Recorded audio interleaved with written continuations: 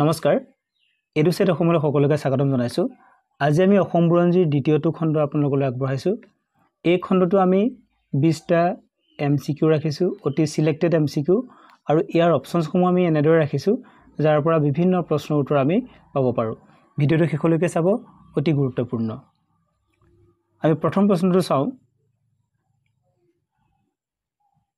What was the name of the elephant of Bhagadatta ভগদত্তৰ হাতীটোৰ নাম কি আছিল এৰ শুদ্ধটোটো হ'ব অপশন নম্বৰ বি সুপ্ৰতিকা কেতিয়াবা সুপ্ৰতিকাৰ ঠাইত ঐৰাবত থাকিব পাৰে তেটা ঐৰাবত দিব যিকোনো এটা নামে দিয়া থাকিব অপশনত থকা বাকি নাম কেইটা চেতক আৰু ৰামপ্ৰসাদ এই দুটা ঘোঁৰা আছিল এই দুটা কাৰ ঘোঁৰা আছিল মহাৰাজা প্ৰতাপৰ ঘোঁৰা আছিল ইয়াৰ পৰা প্ৰশ্ন হ'ব পাৰে যেহেতু আমি অপশনত হাতীৰ নামে ৰাখিব পৰা হলে ভাল আছিল কিন্তু হাতীৰ নাম নাপালো আৰু বাদল ঘোঁৰাটো কাৰ আছিল শিৱাজীৰ ঘোঁৰা আছিল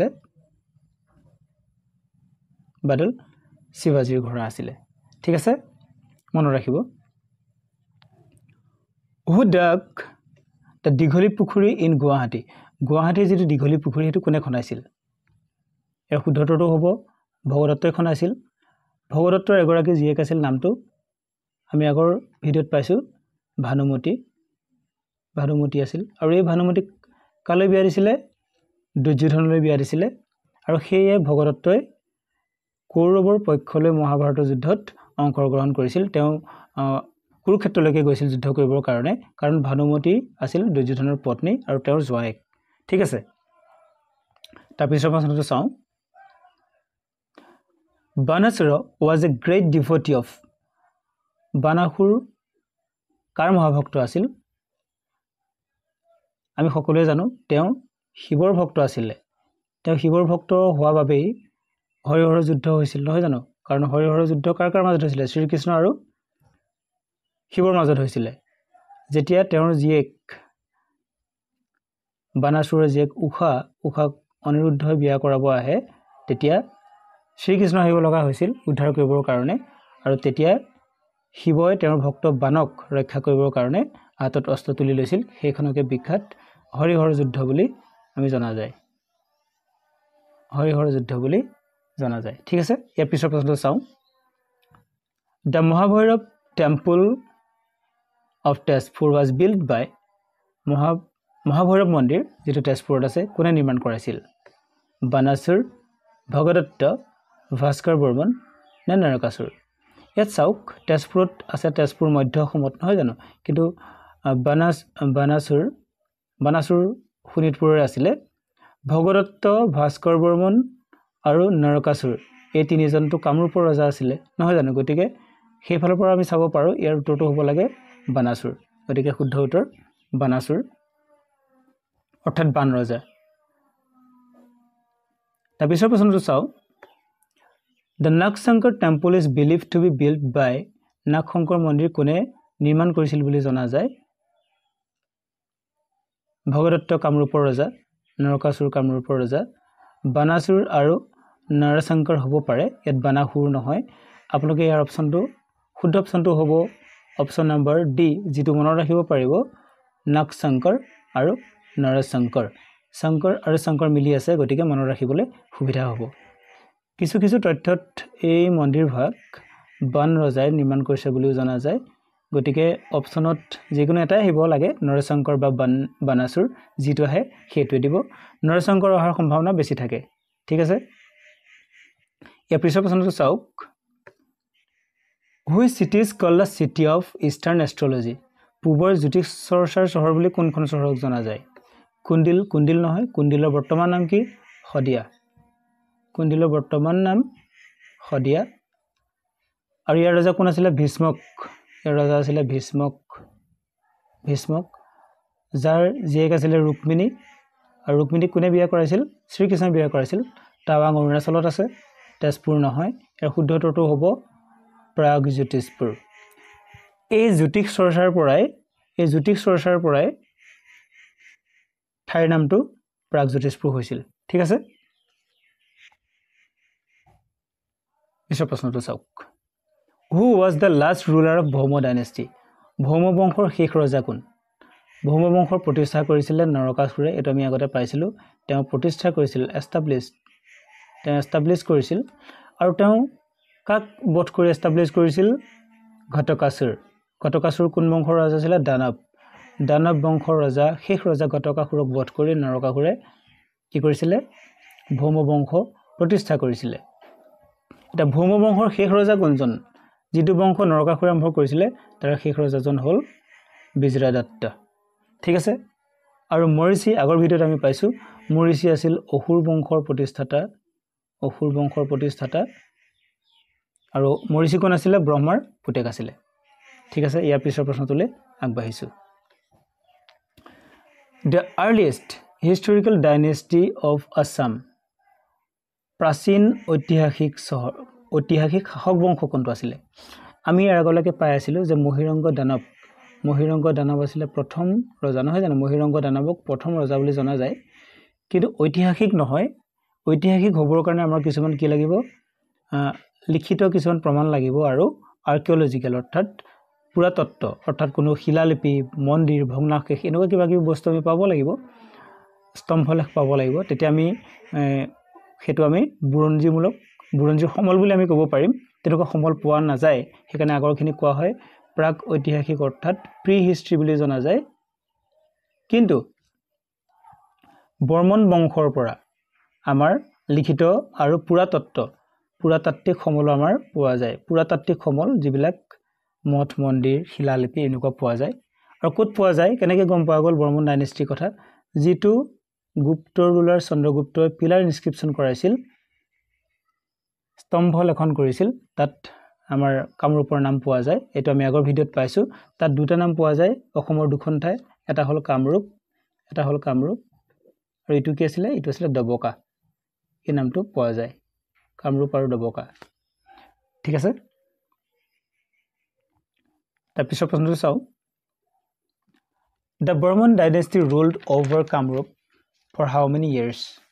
বৰ্মন বংশই কামৰূপত কিমান বছৰ ৰাজত্ব কৰিছিল 200 বছৰ 300 বছৰ 400 বছৰ নে 500 বছৰ এটো অপচনত অলপ ভুল হৈ আছে এটো 400 বছৰ কৰি লব এটো 500 বছৰ ঠিক আছে 200 বছৰ 300 বছৰ ইয়াৰ শুদ্ধটো হ'ব অপচন নম্বৰ বি 300 বছৰ আৰু এটো 350 খ্ৰীষ্টাব্দৰ পৰা 650 খ্ৰীষ্টাব্দলৈকে বুলি প্ৰমাণ পোৱা গৈছে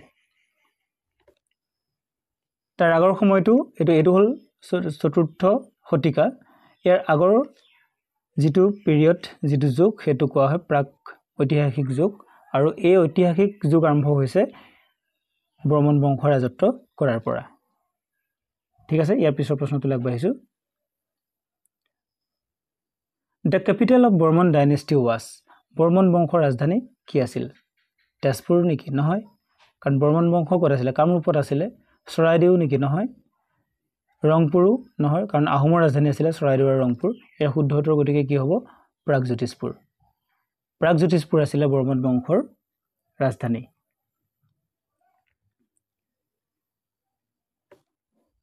What was the common language of Kamrupa inscription কামৰূপৰ যিবিলাক শিলালিপি আছিল এইবিলাক কি ভাষাত পোৱা যায় সংস্কৃত বাংলা আসামিজ নেপালী এৰ শুদ্ধটো হ'ব সংস্কৃত কামৰূপৰ শিলালিপিসমূহ সংস্কৃত ভাষাত পোৱা যায় পিছৰ প্ৰশ্নটো আগবাঢ়িছো What was the official language of Burman dynasty Barman সকলৰ শাসন কালত ৰাজ্য ভাষা কি আছিল প্ৰথম অপচনটো আছিল Bodo and Assamese and Bangla Pali and Prakrit Kamrupi Prakrit and সংস্কৃত তেতিয়া অসমীয়া ভাষাৰ বিকাশটো হোৱা নাছিল আমি যদি অসমীয়া ভাষাৰ বিকাশৰ সম্পৰ্কে চাওঁ তেতিয়া আমি এটো গম পাম এই শুদ্ধটো হ'ব কামৰূপী প্ৰাকৃত এণ্ড সংস্কৃত ঠিক আছে তাৰ পিছৰ প্ৰশ্নটো চাওক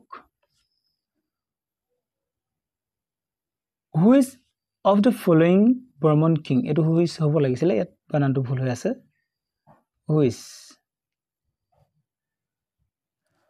of the following Burman king was known as Maharaja Dhiraja তলৰ কোনজন বৰ্মন ৰজাক মহাৰাজা ধীৰাজা বুলি জনা যায়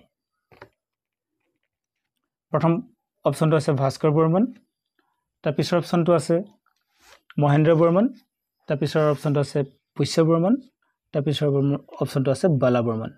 আচ্ছা, ভাস্কৰ বৰ্মন আছিলে বৰ্মন বংশৰ এগৰাকী শ্ৰেষ্ঠতম ৰজা। আৰু মহেন্দ্ৰ বৰ্মনে কি কৰিছিলে এইটো মনত ৰাখিব, মহেন্দ্ৰ বৰ্মনে অশ্বমেধ যজ্ঞ পাতিছিলে আৰু সফলতাৰে পাতিছিলে। তাৰ আগতে বালা বৰ্মনে পাতিছিলে কিন্তু সফল হোৱা নাছিলে, কিন্তু মহেন্দ্ৰ বৰ্মনে সফলতাৰে পাতিছিলে। ইয়াৰ শুদ্ধ উত্তৰটো হ'ব পুষ্য বৰ্মন। পুষ্য বৰ্মন শুদ্ধ উত্তৰ। আৰু মহাৰাজা ধীৰৰাজা এটা সংস্কৃত শব্দ, ইয়াৰ অৰ্থ হ'ল ৰজাৰ ৰজা। ৰজাৰ ওপৰত ৰজা, অৰ্থাৎ তেওঁৰ তলত অন্যান্য ৰজা আছিলে, তেওঁ বহু ৰাজ্য তেওঁ তলিতে কৰিছিলে আৰু তাত বিভিন্ন ধৰণৰ ৰজা পাতিছিলে, বিভিন্ন লোকক ৰজা পাতিছিলে আৰু এই ৰজাবিলাকৰ ওপৰত তেওঁ আছিলে, সেইকাৰণে ৰজাধীৰ ৰাজা বোলা হৈছিল। ঠিক আছে, এই পিছৰ প্ৰশ্নটো চাওক। কিং মেঘবাহানা of Kashmir married which of the following princess of Kamrup? কাশ্মীৰৰ ৰজা মেঘবাহনে কোনগৰাকী কামৰূপৰ ৰাজকুমাৰীক বিয়া কৰাইছিল? মীৰাবাই, অম্বিকা, ৰুক্মিণী নে অমৃতপ্ৰভা?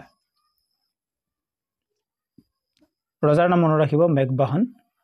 মেঘবাহন কামৰূপৰ ৰজা আছিলে আৰু তেওঁ যিটো বংশৰ ৰজা আছিলে সেইটো কোৱা হয় গনান্দা।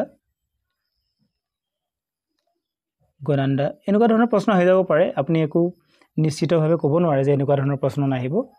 ইয়াত মীৰাবাই তেওঁ এগৰাকী ৰাজপুত আছিলে। আমি মীৰাবাইৰ ভজনৰ কাৰণে বিখ্যাত নহয় জানো, ৰাজপুত।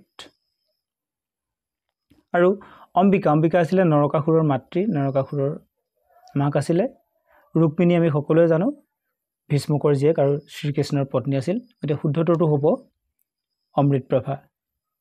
অমৃতপ্ৰভাক বিয়া কৰাইছিল। আচ্ছা, অমৃতপ্ৰভা কাৰ জীয়েক আছিলে? যদি এনেকৈ প্ৰশ্ন কৰা যায় যে কাশ্মীৰৰ ৰজা মেঘবাহনে বিয়া কৰোৱা অমৃতপ্ৰভা কাৰ জীয়েক আছিলে, তেতিয়া উত্তৰটো হ'ব বালা বৰ্মন। উত্তৰটো হ'ব বালা বৰ্মন। ঠিক আছে, তাৰপিছৰ প্ৰশ্নটোলৈ আগবাঢ়িছোঁ। Which Barman king succeeded to perform Ashvamedha yajna? অশ্বমেধ যজ্ঞ সফলতাৰে কোনে সম্পন্ন কৰিছিল? এই শুদ্ধটো হ'ব, অলপ আগতে আমি কৈ গৈছোঁ, মহেন্দ্ৰ বৰ্মন। মহেন্দ্ৰ বৰ্মনে সফলতাৰে কৰিব পাৰিছিলে। বাকী বালা বৰ্মনে ট্ৰাই কৰিছিলে কিন্তু তেওঁ সফল হ'ব পৰা নাছিলে, যিহেতু অশ্বমেধ যজ্ঞত কি কৰে, ঘোঁৰাটো এৰি দিয়ে আৰু যি ৰাজ্যৰ মাজেৰে ঘোঁৰাটো যায় তাত যুদ্ধ হয় নহয় জানো, আৰু তাত জয়লাভ কৰিলেহে যজ্ঞটো সফল হয়। গতিকে অশ্বমেধ যজ্ঞ সফলতাৰে সম্পন্ন কৰা ৰজাজন আছিলে মহেন্দ্ৰ বৰ্মন, সেইটো মনত ৰাখিব। তাৰ পিছৰ প্ৰশ্নটো চাওঁ আহক। Who was the contemporary of Bhaskar Barman? Bhaskar বৰ্মনৰ কণ্টেম্পৰেৰী অৰ্থাৎ সমসাময়িক কোন আছিলে, একে সময়ৰ কোন আছিলে? এইটো গুৰুত্বপূৰ্ণ প্ৰশ্ন, আহিব পাৰে। ইয়াৰ সমসাময়িক আছিলে হৰ্ষবৰ্ধন। হৰ্ষবৰ্ধন আৰু ভাস্কৰ বৰ্মন দুয়োগৰাকী বন্ধু আছিলে আৰু এওঁলোক দুয়োগৰাকী লগ হৈছিলে ক'ত? নালন্দা ইউনিভাৰ্চিটিত, নালন্দা বিশ্ববিদ্যালয়। নালন্দাৰ কথা আমি জানো, নালন্দা। আৰু তাত হিউৱেন চাং, আমি হিউৱেন চাঙৰ নামটো শুনিছোঁ। হিউৱেন চাঙক লগ পায় আৰু হিউৱেন চাঙক নিমন্ত্ৰণ কৰি থৈ আহে নহয় জানো, ভাস্কৰ বৰ্মনে অসমলৈ তেওঁক নিমন্ত্ৰণ কৰি থৈ আহে। তেওঁ টোকাও লিখিছে, এইটো আমি গম পাইছোঁ। সমুদ্ৰগুপ্ত ৰজা যি এলাহাবাদ ইনস্ক্ৰিপশ্যনৰ লগত জড়িত, এলাহাবাদ যিটো পিলাৰ ইনস্ক্ৰিপশ্যন আছে, স্তম্ভ লেখন তাৰ লগত জড়িত। তাৰপিছত ৰজাগৰাকী আছে চন্দ্ৰগুপ্ত টু, দ্বিতীয় চন্দ্ৰগুপ্ত। তেওঁক কি বুলি জনা যায়? তেওঁ বিক্ৰমাদিত্য বুলি জনা যায়, বিক্ৰমাদিত্য, সেইটো মনত ৰাখিব। আৰু তেওঁৰ ৰাজসভাতে কি কৰা আছিলে? নৱৰত্ন, 9গৰাকী পণ্ডিত আছিলে, বৰামিহিৰ আছিলে, কালিদাস আছিলে, ধনন্তৰী আছিলে। এইটো এই চন্দ্ৰগুপ্ত টুৰ লগত জড়িত, যাক বিক্ৰমাদিত্য বুলি জনা যায়। ইয়াৰ শুদ্ধটোতো হ'ব হৰ্ষবৰ্ধন। আৰু শ্ৰীগুপ্ত আছিলে গুপ্ত সাম্ৰাজ্যৰ প্ৰতিষ্ঠাতা। ঠিক আছে, কিদৰে অসমৰ লগত গুপ্ত সাম্ৰাজ্যৰ ৰিলেট হৈ গৈছে চাওকচোন। এইদৰে প্ৰশ্নবিলাক যদি আমি চাওঁ সোনকালে মনত ৰ'ব। ঠিক আছে, তাৰ পিছৰ প্ৰশ্নটো চাইছোঁ। Hazara Pukhuri of Tezpur bear the memory of which king? কোনজন ৰজাৰ স্মৃতি বহন কৰে তেজপুৰত থকা হাজাৰা পুখুৰীয়ে? বানাসুৰ, শ্ৰীহৰ্ষ, হাজাৰা বৰ্মন নে শ্ৰীকৃষ্ণ? এই শুদ্ধটো হ'ব হাজাৰা বৰ্মন। নামটোৰ লগত মিল আছে পুখুৰীটোৰ, হাজাৰা বৰ্মন। তেওঁৰ বৰ্মন উপাধিটো দেখি বৰ্মন বংশৰ বুলি ভুল কৰিব নালাগে। এওঁ আছিলে শালস্তম্ভ, অৰ্থাৎ শালস্তম্ভ বংশৰ ৰজা আছিলে। আৰু এই বংশটো কোনে প্ৰতিষ্ঠা কৰিছিলে? শ্ৰীহৰ্ষই শালস্তম্ভ বংশ প্ৰতিষ্ঠা কৰিছিলে। ঠিক আছে, তাৰপিছৰ প্ৰশ্নটো আগবাঢ়িছোঁ। Which of the following kings built his capital on the bank of Brahmaputra and named it Durjaya? কোনজন ৰজাই তেওঁৰ ৰাজধানী ব্ৰহ্মপুত্ৰ পাৰলৈ তুলি আনিছিল আৰু নাম দিছিলে দুৰ্জয়া? নাম দিছিলে। সেইজন কোন আছিলে? সেইজন হ'ল ৰত্নপাল। পাল বংশৰ এগৰাকী ৰজা ৰত্নপালে তেওঁৰ ৰাজধানী ব্ৰহ্মপুত্ৰৰ পাৰলৈ তুলি আনিছিল আৰু নাম দিছিলে দুৰ্জয়া। এইটো প্ৰশ্ন হ'ব পাৰে যে পাল বংশৰ আটাইতকৈ শক্তিশালী ৰজাজন কোন? তেতিয়াও হ'ব কিন্তু ৰত্নপাল। ঠিক আছে, তাৰপিছৰ প্ৰশ্নটো আগবাঢ়িছোঁ।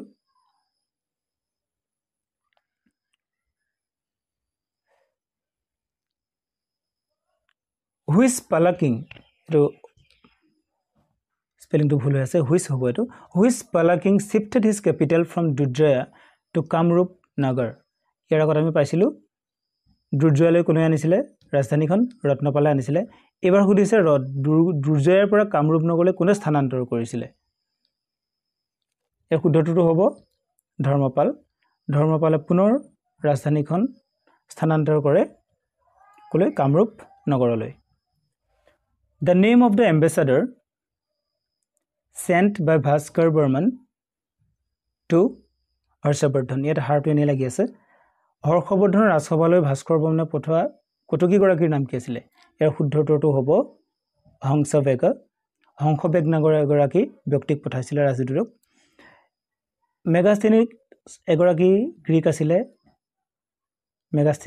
আছিলে আৰু তেওঁ এখন গ্ৰন্থ লিখিছিল কি? ইণ্ডিকা।